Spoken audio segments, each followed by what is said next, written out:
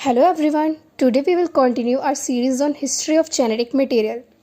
कल हमने पढ़ा था मेंडल के बारे में कि सबसे पहले उन्होंने पिज़म सेटिवम पे वर्क किया था। उन्होंने बताया था कि कुछ फैक्टर्स होते हैं जो पेरेंट्स से प्रोजेनी में आते हैं और उन्होंने 2 लॉज दिए थे जो बहुत इंपॉर्टेंट थे, एक लॉ ऑफ सेग्रीगेशन एंड एक लॉ ऑफ इंडिपेंडेंट असॉर्टमेंट।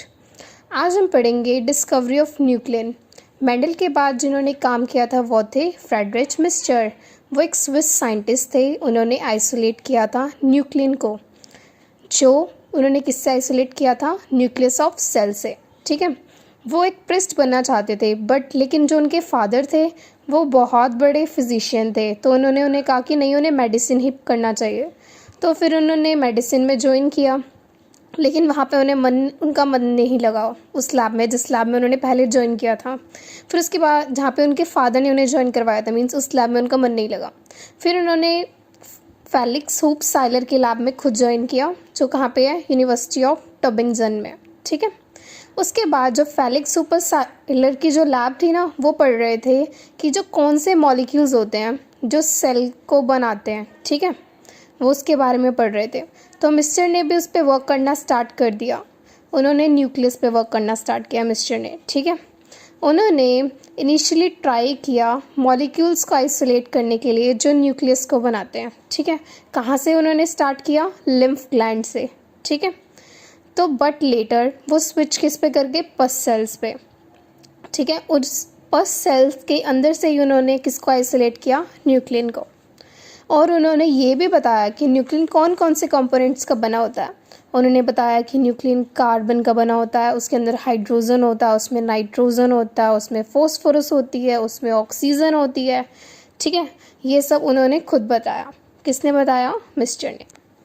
और उसके बाद जो मिस्टर थे उन्होंने ये तक भी बताया कि नाइट्रोजन और फॉस्फोरस की रेशो कितनी होती है न्यूक्लियन के अंदर। ठीक है, लेकिन ना जो इन्होंने डिस्कवर किया था न्यूक्लियन, उससे पहले वो किसी ने भी डिस्कवर नहीं कर रखा था, तो एक वो बहुत यूनिक एलिमेंट था। इन्होंने ये डिस्कवर कर लिया था और अपने एनालिसिस सब कंप्लीट कर लिए थे 1869 में। बट जो हुप साइलर थे ना, वो कंफर्म करना चाहते थे कि जो भी मिस्टर ने किया है वो बिल्कुल करेक्ट है ना। तो उन्होंने अपनी एनालिसिस 1871 तक करी। मीन्स उनको 2 ईयर्स लग गए पूरा कंप्लीट देखने में कि हाँ ये वही कंपोनेंट्स हैं, कुछ मिस्टेक नहीं हुई इसके अंदर। ठीक है, तो 1871 में सब पब्लिश कर दिया था उन्होंने अपने रिजल्ट्स को, जब वो फुल्ली श्योर हो गए थे कि जो मिस्टर ने किया है वो बिल्कुल करेक्ट एनालिसिस है। उसके बाद जो मिस्टर हैं उन्हें ये नहीं पता था कि जो उन्होंने आइसोलेट किया वो एक हेरिडिटरी मटेरियल है, क्योंकि उससे पहले जितने भी लोग थे, चाहे मेंडल थे, चाहे जो हुप साइलर थे, ये सब यही बिलीव करते थे कि जो प्रोटीन्स होते हैं ना वो ही 1 जनरेशन से नेक्स्ट जनरेशन में पास होते हैं, और जो प्रोटीन्स होते हैं वही जेनेटिक मटेरियल है।